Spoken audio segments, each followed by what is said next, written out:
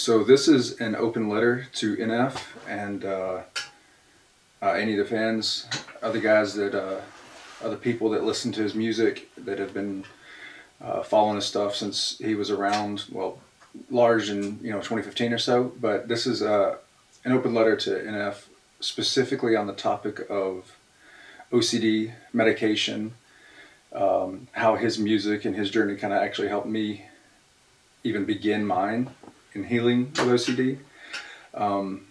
And with his most recent EP, Fear, coming out and hearing more about his perspective, the up and down battle that he's faced, and even in my few years of going through OCD and talking to people about their experiences and even helping people see patterns of thought and behavior that they've had, and how to kind of begin to move past that. I wanted to share my experience with that, and NF specifically to you, if you ever get the chance to see this. One, wanted to make sure you at least heard from somebody how not just your music helped them feel better in the moment while listening to it, but that through your experience and you talking about it actually helped me discover that I had been struggling with OCD for years already. And I'll kind of get into that in a second, but probably the most important thing I wanted to be able to share with you directly was maybe where our paths have diverged in the aspects of therapy and medication. And I know you've talked countless times about being scared of the pills, don't take the pills, will medicine change you?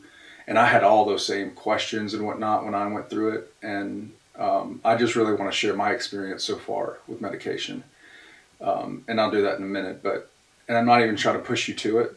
Just one of the questions I had when I was in the middle of it is, what does it feel like? Am I weak if I have to take it? Is it going to change me? Could I ever get off of it if I choose to? And there are positive answers to that too, but I just want to get to that in a minute. But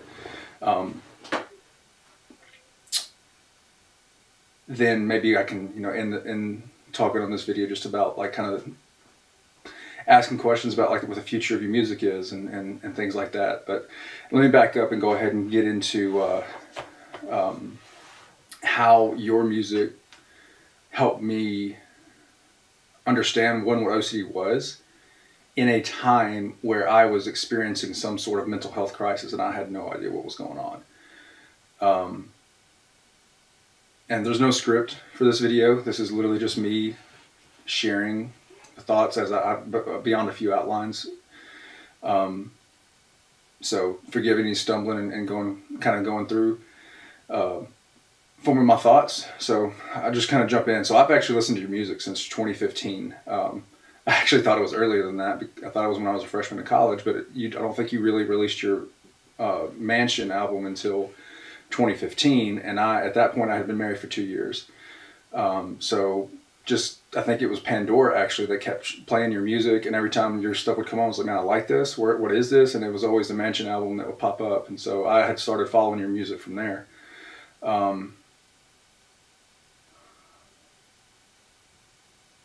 I guess a little background on myself is, in some ways we had sort of a similar childhood upbringing. I think yours was much more traumatic than mine, but I had a drunk, abusive dad who never beat on me, but beat on my mom plenty. My mom was his second marriage. After they divorced when I was 7, he had another marriage and continued the same patterns. I grew up with them fighting. I have distinct, very vivid memories of him being on the hood of his truck in the backyard of our house when I was maybe 4, something like that. And pointing a gun straight at my mom with this mad, crazy look on his face, and her, cowering in fear. Like those are the kind of nights we had often. And no, actually, I think I was about 7 at that time, but it was right before they split. And when they split, it didn't really get any better. My mom continued to date guys who were, drunks and abusive and various things like that. We had a lot of people around us who were drunks or drug addicts or people you definitely didn't want to be around looking back. But that was kind of like the environment I was in. So I kind of had a predisposition to overthinking, always trying to look out for yourself, be protective of yourself, not cause issues to get seen or noticed. So I kind of, when I started listening to your music, I had a lot of that background, and took that with me and saw it a lot in your music, obviously. Had kids in 2015 as well, and actually I think my son was born right before your second album, Therapy Sessions. In fact, I think I was like on paternity leave, excuse me, when that came out. And so I was going through a lot of junk myself at that time, and kind of, even if I didn't always have the same experience or relate with your exact message, just the fact that somebody was venting about issues and either processing through how they affected them or processing how they would like to have felt about it, that related to me, even if my exact situation wasn't the same as what you rapped about. And I think that's probably what that exact statement I just said is probably what summarizes a lot of how I've related to your music and music like yours, in the sense of, even if I couldn't exactly have the exact same situation you went through, hearing you or other people rap about it and process emotions helped me eventually learn to process my own. I didn't really learn to start processing trauma and emotion, honestly, till 2021. But that's kind of ahead in the story. But you dropped The Search in 2019, and Leave Me Alone, I think, was one of the first singles you put out there. Had no idea, didn't really catch on to the whole OCD me that song the first 1,000 times I heard it. I didn't really catch a lot of the reactors that are out there and people who listen to the song and I talked to about the song, didn't really catch on to it much either. So fast forward at this point 3 years to 2022, I had been kind of going through this crisis, this mental health crisis, for probably 2 or 3 years. My dad passed in 2020. After we hadn't spoken in 3 or 4 years. I had largely just given up on him. We had 3 kids at the time. My wife and I were definitely going through some struggles individually, and not really in our marriage, but in the sense of trying to process things ourselves and bring them together. We had some disconnects there, and carried a lot of high responsibility on my requirement to keep her happy or keep the kids going in the right direction. I was actually on staff at a church plant at the time as well. And I was in Philadelphia, Pennsylvania. In August of 2021, we moved back to my home here in Mississippi, and that was kind of when the floodgates opened for both my wife and myself. She had actually gotten a work injury, in Philadelphia, and I was really starting to come to grips with my fact that I needed help, some mental health professional help. And I had pursued some, and some were retired, either well-meaning church counselors who couldn't really offer me much, or semi-retired psychologists who just wanted to collect a paycheck, it seemed. So I struggled a long time with trying to understand what was going on in my head. And so May of 2022, looking back, I think is when I started really noticing and experiencing these obsessive type symptoms. And so forgive me for trying to go through all this timeline to get to this point, but 2022 for me is when I really started to notice OCD-like symptoms, obsessions, ruminating, mental compulsions. More so than even physical or visible compulsions. I thought it was anything from depression to just needing a little bit of help with talk therapy, all that stuff. And I did talk therapy from July to December of 2022, and it would help some, but then the same issues would just keep coming up, and the guy couldn't help me. And so that actually was that winter. I just randomly listened to Leave Me Alone again. And I think one of the first things you said, how did you phrase it? It was,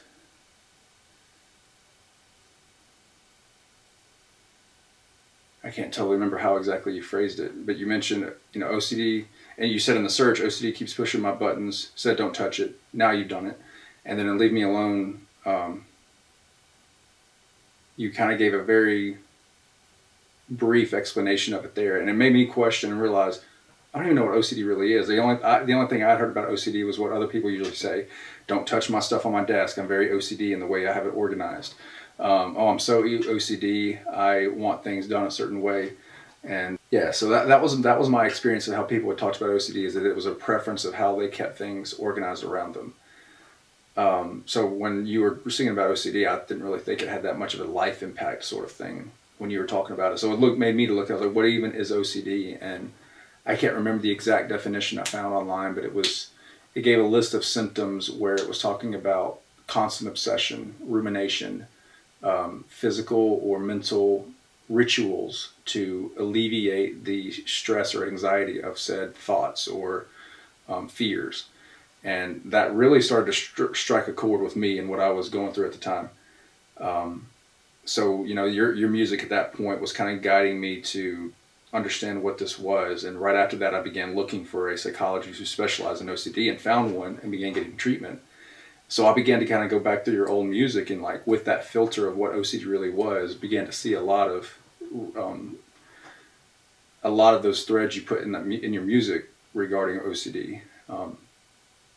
And it kind of really helped me begin to see and understand what was going on inside myself and my head as I entered into OCD therapy. Now, here's where I'm going to, if anybody else is listening to this and truly doesn't understand OCD, this is kind of where I want to give a little bit of an explanation about it.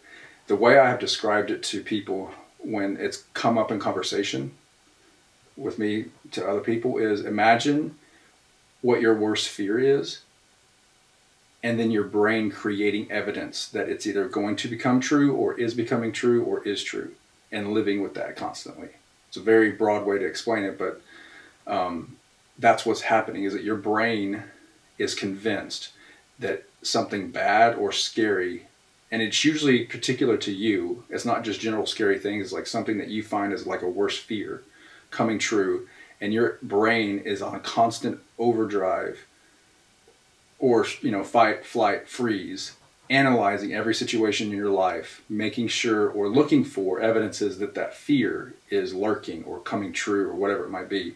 So OCD is not a disease per se. It's a debilitating, in my way to say it, like, you don't catch OCD. It forms. It's a pattern and habit of thinking that forms either over time or typically from a series or collection of traumatic events. A lot of the most, I think, common forms of OCD, probably the one that most of us have seen somebody do but didn't know it was OCD, is like contamination OCD. So where somebody's constantly washing their hands, won't eat certain foods or go certain places because they don't want to be contaminated. Well, that's just not a preference. That's their brain telling them that getting sick or germs is imminent. They're everywhere. And if they don't take certain steps or precautions, they will get sick. They will get somebody else sick. So the rituals or the compulsions are actions that their brain is telling them to take to prevent a certain outcome from happening that they don't want to have happen. That is the best way I feel like I can explain it to somebody who doesn't have it or doesn't have much familiarity with it. Which is why, in some cases, when somebody says, "Oh, I have my things done in such a way," I feel I'm very OCD about that. It doesn't always fit super clearly. For me, the way I suffered with OCD the most was through something called pure O, which was where my ruminations and compulsions were primarily mental. Most of what went on in my, most of the compulsions, rituals, or things I did to make myself feel better about my fear was all mental. I was trying to reason my way out of it, and which would lead me to spending hours analyzing why something happened. So, and here's where I'll get a little bit more specific on my symptoms and what I struggled with, so that you can really understand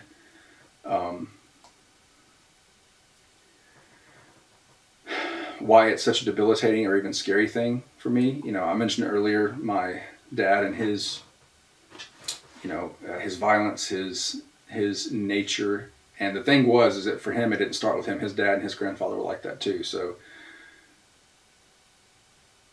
being the person I am, looking at my history of family violence, drunkenness, abuse, womanizing, cheating, all that, I've kind of carried this natural fear or strong desire to not be like that. So in those last few years around, 2019 to 2022,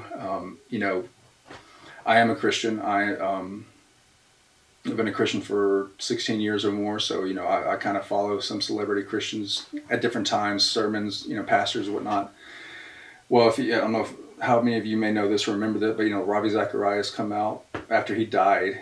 It came out that he was a sexual abuser. And I don't know if that ever was refuted fully. I haven't heard anything on it since, but he wasn't the only one who was a Christian or a prominent Christian celebrity, so to speak, that things like that came out about.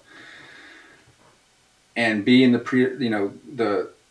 having the sort of background of my dad that I already had, and then also seeing people who are Christians fall into it, and pastors, fall into that sort of sin or habitual stuff, my brain began to then think, if it could happen to them, what's going to keep it from happening to me, especially with my background, my family history? So that's kind of where really some of that started happening for me. I would start ruminate on this, start to dwell on this, dread it, catch myself having any slightest negative thought or thought toward another woman or any slight sort of discontent about what my wife may have done. Like any normal marriage stuff would be compounded because this was a predetermined, or like not predetermined, but I was already predisposed to think about my badness or my potential badness, and I would just take this and ruminate on it. I would focus on it. I would try to reason my way out of it or reason my way into why it wasn't true, or try to push the thought out altogether, which does nothing but reinforce the thought to come back, because it's training your brain to always be on guard, to look for that thought, look for that possibility, and attack it. So like I said earlier, fight, flight, or freeze. You're either fighting the thought, trying to push it out, you're running away from it, or fighting the thought is pushing it out, or running away from it, avoiding situations that can trigger that, or you're freezing and you're just constantly ruminating, trying to just observe the entire situation. And so that's just one area that it kind of happened for me. But in 2022, this is where it really began to get bad for me. We have 3 kids. Our youngest is a girl, and she had trouble sleeping through the night, and she has her own room, so she would wake up, and I'm the light sleeper between my wife and I. She's a much heavier sleeper. I'm a light sleeper. My daughter, for probably 2 or 3 months,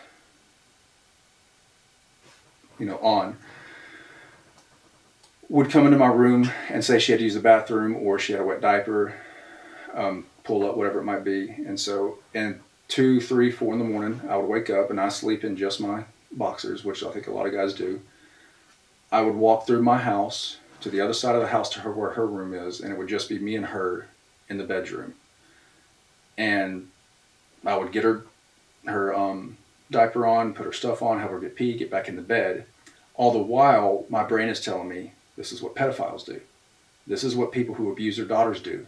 They are alone at night, in the middle of the night. You don't barely have any clothes on. What's going to keep you from doing the thing that you're scared of doing? And that would just rock me. I'm like, why? Why would this thought, if I don't want to do this, why would this thought come into my head and be there? And here's where OCD is a really big issue for people. It's because we assign value to our thoughts. It's the thought came into my head. That must mean something.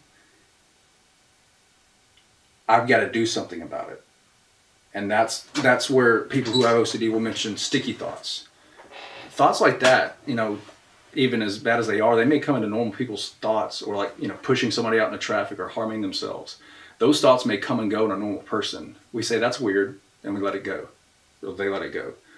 For someone with OCD, that thought is covered in honey and sticky tar, and it sticks in your head, and you begin to question, why would that thought ever come in? The fact that thought came into my head must have some meaning. I've got to do work to demolish that thought, push that thought away, don't let it ever come back, because I don't want that to be true of me. As I mentioned earlier, OCD is focused around typically people's deepest fears. I don't want to be a womanizer. I don't want to be a cheater. I want to be a good husband. I don't want to hurt my kids. So those are the fears that my OCD tends to attach to. And there's others, but there's no point in really going into them, because I think I've taught, or I've shared enough to kind of understand what's going on there. So NF, if you're still listening to this one, I know this is probably about a 17-minute video so far, but I don't know what those compulsions are for you. I don't know what those fears are per se that are sticking so much in your head, that come back, that circle back around. I mean, I think in Leave Me Alone, you mentioned something about, think of a rhyme, have to record it. If I don't, I wake up in the morning, question my life, always ignore it. Something like that. Maybe that's one small compulsion ritual that you've talked about, but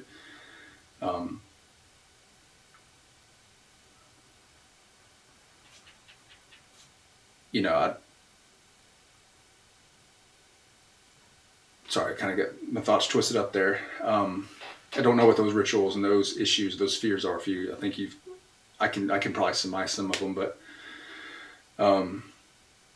my journey in therapy though, so I kind of want to bring you guys back to that.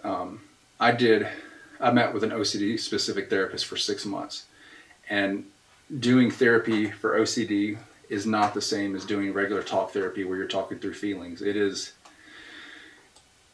It feels like you're paying somebody to torture you, frankly, because in order to overcome or have easier symptoms with OCD, you have to do something that's called, excuse me, exposure with response prevention. So I mentioned earlier that you have a fear, you have a thought that comes in, you're responding to it with either rumination, avoidance, ritualistic compulsions to push it out or make yourself feel better about it.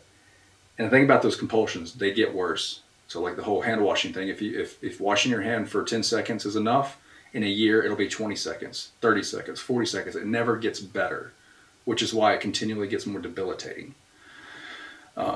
So with therapy though, the therapist will expose you to stimuli that brings up that fear. And I'll kind of get into an example here in just a second. And they coach you through not responding to it.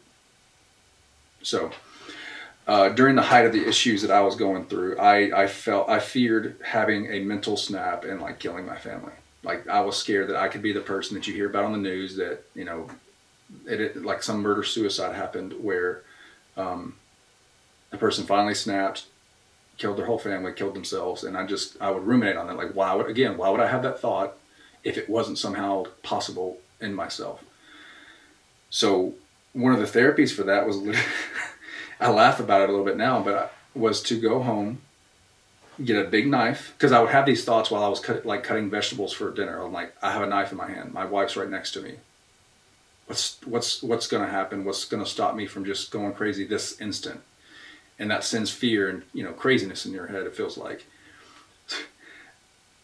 So the ERP is exposing myself to the stimuli, going in the kitchen, pulling a knife out of the block, like looking at it, feeling the metal.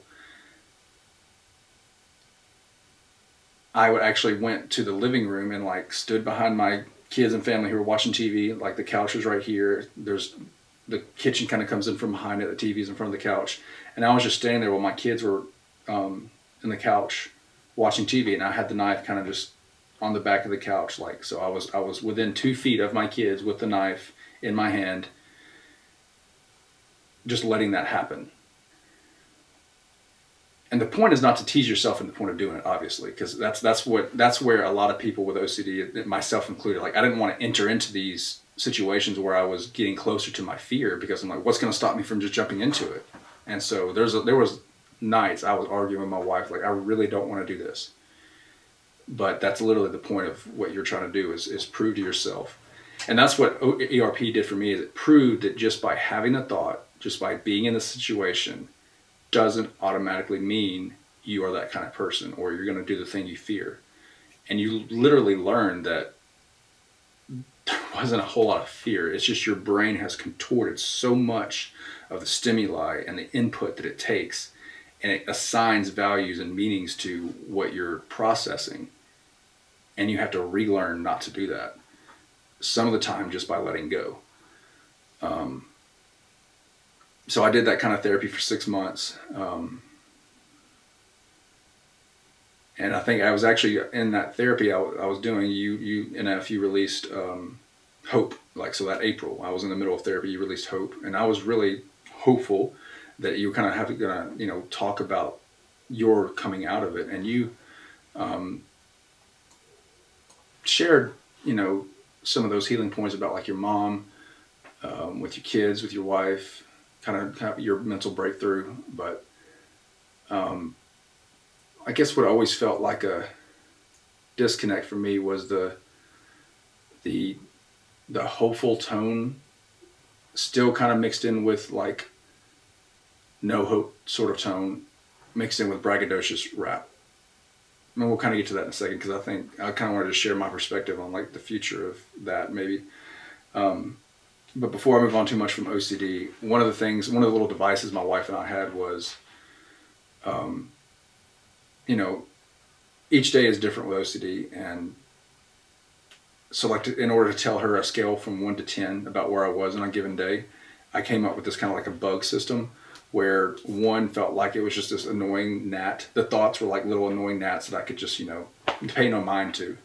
Whereas 10 felt like I was getting chased by a swarm of murder hornets. And if I stopped and relaxed, they were going to kill me as soon as they got to me, sort of thing. So usually every day was on some sort of scale or range like that. And so the way to kind of, if a way to explain OCD with somebody is to think about when you go outside and you see a bee coming for your face, that instant like reaction and, looking for where it is, trying to avoid it, run away from it. That's what goes on. That's what it's like for somebody living with OCD.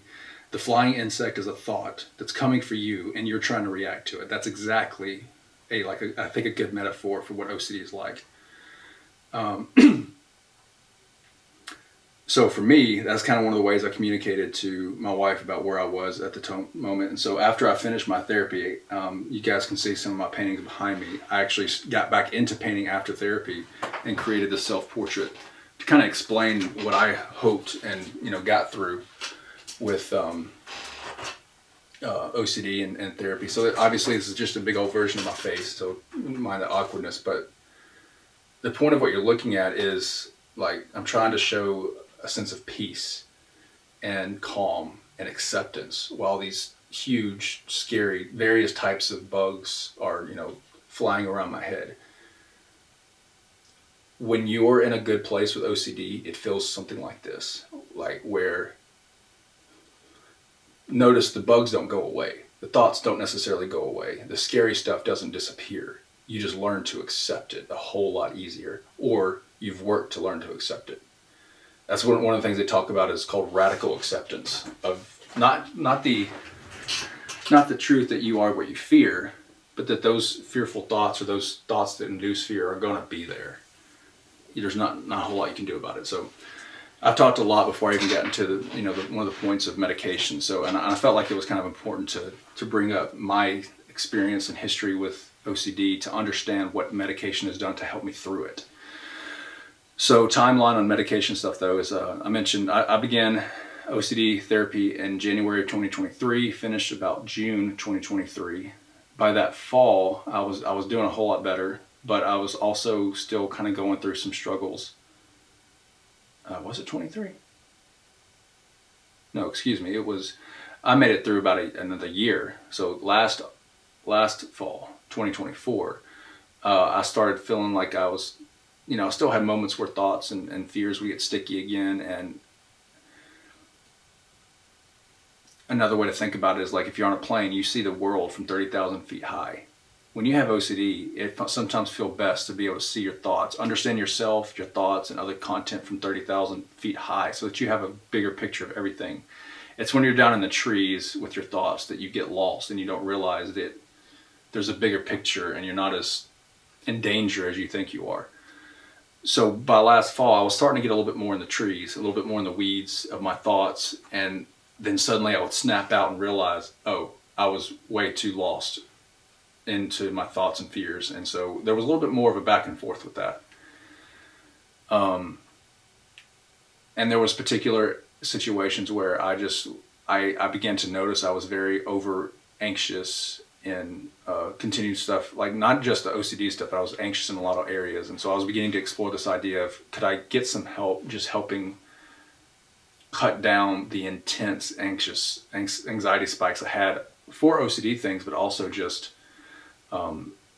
life anxiety things, still not processing through some trauma or over anxious, overthinking on a lot of stuff.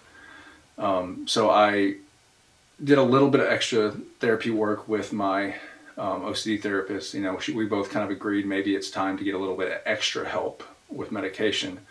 But that then kind of brought up a whole other area of issues for me in, I guess my mental health journey. And so this is kind of like again, 30 minutes into talking about this stuff. I'm just now getting the medication, but this is kind of where I think the best help I can give somebody out there is if they're looking into medicine.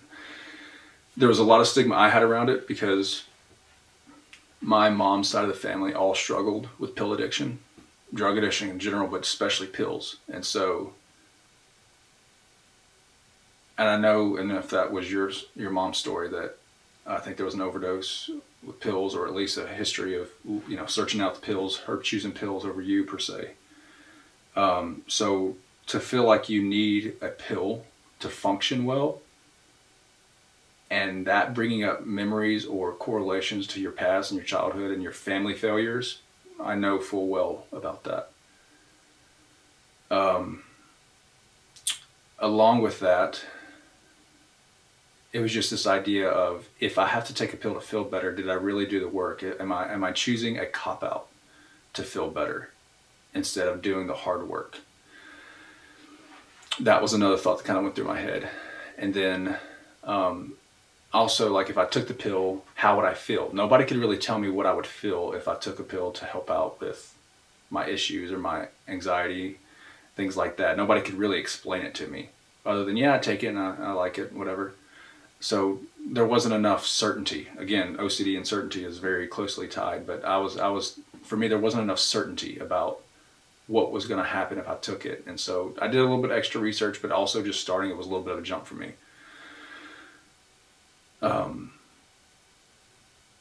So for me, I sought out a local psychiatrist, and we met a couple times. She did prescribe me some medicine, and specifically she prescribed me fluvoxamine, I think is the full word, but it's specifically supposed to be helpful for males with OCD. And the way my psychiatrist described it is, it really is just something that helps you, if you're going to spin your wheels 3 to 4 times on a certain thought, it helps you do it once or twice. It helps you, to be funny, it gives your thoughts a little bit more lubricant so that they come in your head and leave. That's the way she described it to me. So, and you can take anywhere from, 10 to 300. That's kind of like the max dose. And so I started at 12.5 milligrams, went up to 25, and it doesn't actually take weeks for you to begin to feel it. It actually was very quick.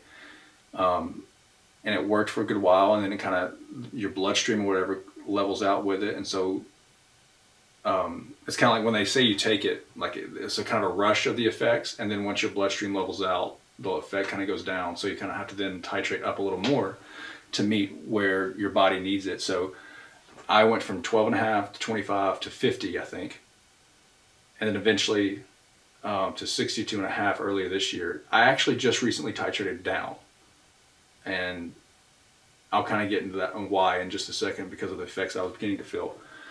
So now I'm back down to 50. So let me go back to the questions I think I had regarding like pill addiction and needing a pill to feel better. So regarding my family and pill addiction, obviously, I kind of really just had to let that one go. One, this is not a pill, it's a narcotic. This is not a habit-forming pill that or medicine. SSRIs is what I specifically have. It's not a habit-forming pill in that sense. So personally, I had to let it go that I was going to be like my family. And I think that relates to the next one. Like, am I less of a person or less effective? Am I a failure if I have to take medicine to feel better? For me, that took a little bit of reasoning. That was, my wife she has asthma, actually. She has like chronic asthma, things like that. And one of the ways she described it to me, she's like, would I like to not have to use an inhaler to breathe? Absolutely. Do I like breathing and appreciate the effect it helps me to have to function well? Even more so. So there is a little bit of like an admitting, not really failure, but like admitting that you truly do need help. A little bit of extra something for your body to help you function well. I don't think it's any different than when we take a Tylenol or ibuprofen or something to help with pain in our arm or leg, or something to help our body heal or function right. We just have a stigma when it comes to our heads. So that was another thing, if this isn't happening for me and I can stop later on, I don't think I'm losing or risking much in trying medicine if it's truly going to help me overcome that little bit of edge of anxiety that I'm looking for. So it was kind of a little bit of a step of faith and like just trust that I'm going to give this a shot, and I'm allowed to stop if I need to, if I want to. And so that was kind of another thing that I went into. It was like, I want the help. I'm looking forward to the relief that I think can happen from it. And so I'm willing to give it a shot, go that direction. Now, the effects that like nobody could really clearly help me understand what I was going to feel when I took the medicine, or I was scared. I think you may even mention this on some of your songs, like, if I take it, am I still myself? Am I still going to be the same person I was before? When my music changed, things like that. I was scared of a similar thing. I was like, is it going to change my thoughts? Is it going to change my personality? Things like that. Is it going to release my inhibitions that are keeping me from following these OCD fears that I have? Like, if I don't fear the fears as much, am I going to do the fears? Which is just another, they call a backdoor spike in OCD. Like when you begin to no longer fear the fear as much, that creates fear. And I feared that. I was wondering about that. So I have some friends who've kind of taken mild doses of some SSRIs, and they just say, it helps, doesn't really change anything. It just kind of helps me feel better. So again, that was vague, but again, I was willing to jump in and try it. So my description of what the medicine feels like. There would be nights before I had medicine where I would have a thought, a fear, and I would physically feel it in my head and in my chest. It would freeze me. I couldn't do anything with it. I couldn't function. And I've still felt that at times, even with the medicine, but way less. I mentioned a minute ago that 30,000 foot view. What the medicine helps me do is look at things with that 30,000 foot view and not get so detailed too quickly with it. If ruminating and getting lost in OCD fears, feels kind of like a dream, like even some of your videos I feel like show this, where there's just darkness around you, you're lost in it. The medicine is kind of like turns on the lights and helps you see everything clearly for what it is. And then you get to make your decision with how you want to move forward with that. That's what it feels like. It's not a magic pill and it just takes away OCD. It doesn't take away the thoughts. It doesn't even take away your pattern of thinking around the thoughts. The medicine doesn't take away those thoughts. It doesn't even ultimately change how you feel about the thoughts. It just allows you to keep a little bit more of the information in front of you and not get lost in one little piece of stimuli, forgetting that there's a bigger picture. That's really the number one thing I feel like it's helped me with. And I recently titrated down because it being an SSRI, it does have the same effects of like an antidepressant, or is an antidepressant in the sense of, the way the doctors and other people describe me, like if your highs are really high and your lows are really low, the SSRIs try to even it out a little more. It kind of brings the highs down a little bit, but it also brings the lows up. And so I felt like I had gotten to the point where I was almost a little too middle-lane for everything. And so I titrated down so that I could, not feel as bleh because I wanted to be able to feel a little bit more of the highs, even if it meant a little bit more of the lows coming with it. So I titrated down, and you can do that. You can continue to titrate down, titrate off of it if you're choosing to move off from it. So again, medicine, I know, I guess I'm not going to push everybody to it, but as far as fearing it, or, you've talked about medicine for at least 5-6 years at this point, listening through your music and how you've mentioned it and brought it up.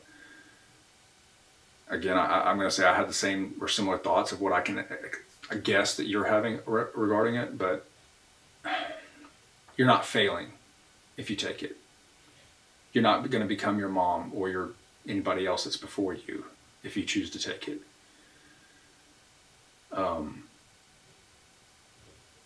You're still going to have to choose how to be you. Now, one of the things I have noticed with the medicine is that it's taken it feels like it's kind of has taken, or at least turned down the volume on the anxious reasons why I make choices, if that makes sense.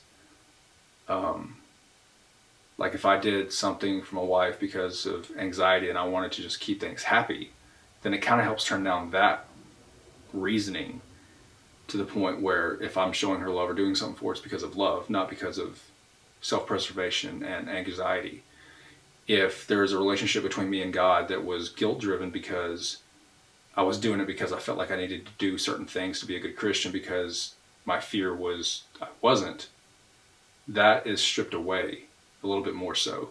And that you have to make choices based on your values. I'm sure your therapist talked about that. Making choices is based on values. Well, the medicine helps you take away the reasons other than your true values to make choices. Let's take your music for example then. If you think of a rhyme and you have to record it, and if you don't, then you regret and you feel like you're a failure and all that stuff. Well, maybe medicine helps remove that anxious feeling of why you feel like you have to record a song or record a rhyme, and allows you to then make your own choice as to creating a song because you want to create a song.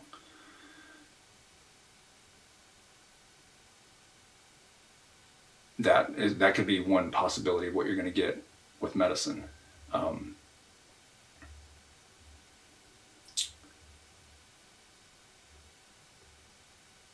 I can go into more details. I mean, I don't know if I expect you, but if anybody else has questions about medicines or any of the OCD stuff, please, I'm happy to chat about it. I've wanted to find ways to help people understand and do better with their OCD health, and I'm still going through it, frankly. So kind of coming back to the Fear EP, going through quote OCD relapses is not uncommon. I'm sure it's not. But if you have done as much as you can with therapy and just new habits, I don't think there's anything wrong with trying medicine.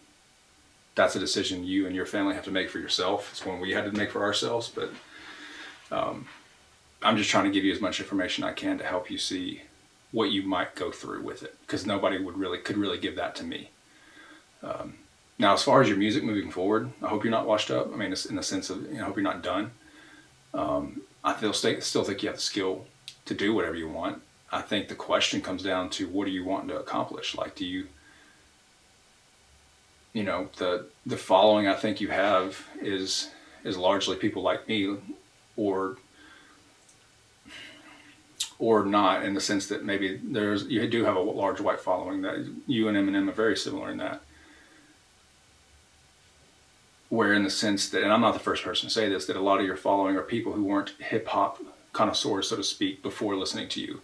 I was more so. I wasn't into everything, but my mom grew up showing me things like Tupac and Ice Cube, and my middle school days were filled with, the popular mainstream rappers, but listening to your music or even Eminem's music was not my first taste in it, and that might not be the case with a lot of your followers. So I guess the question is, do you want to just make music for you because your followers will watch or listen to whatever you take and love it?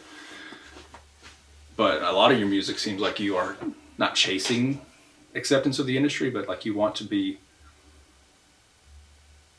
involved with the industry, even if you're not accepted by it. Like, you're happy being an outcast. You got several songs about that. In this EP, you get Give Me a Reason, which is almost, in some ways, almost begging for, again, either the industry to hate you or accept you, one of the two.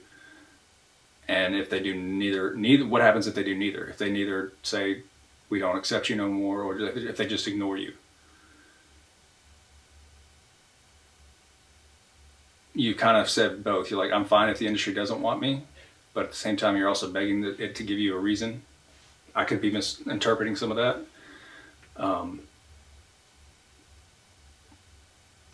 I guess it's hard to understand what you're looking for there. I mean, I think a lot of your fans, including myself, you've always been at your best when trying to dissect your own mind. But you've also mentioned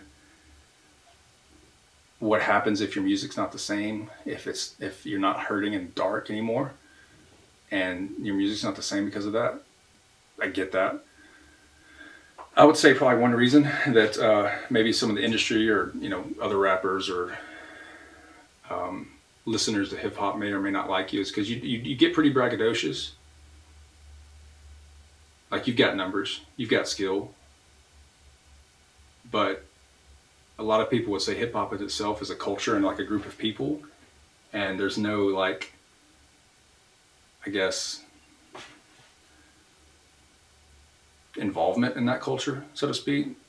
Probably specifically in like the areas of battle rap where you mentioned wanting to don't come at me, I can beat you, but you haven't really gone into a battle with anybody. There's not really been competition with anybody.